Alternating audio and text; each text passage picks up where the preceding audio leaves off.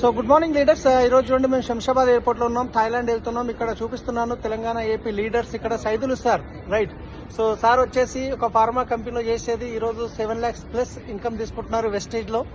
So తర్వాత వచ్చేసి Mahesh sir, youth icon, student గా బిజినెస్ స్టార్ట్ చేసి ఈ రోజు ఆల్మోస్ట్ 7 lakhs ప్లస్ ఇన్కమ్ తీసుకుంటున్నారు.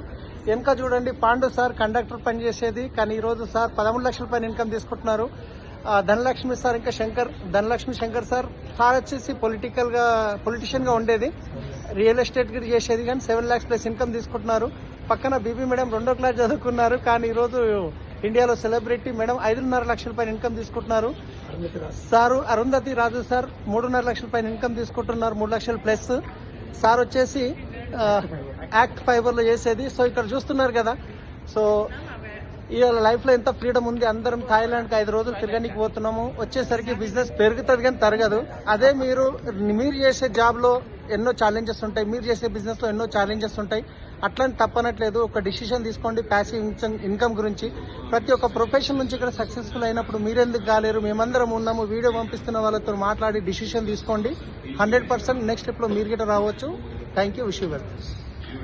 Thank you.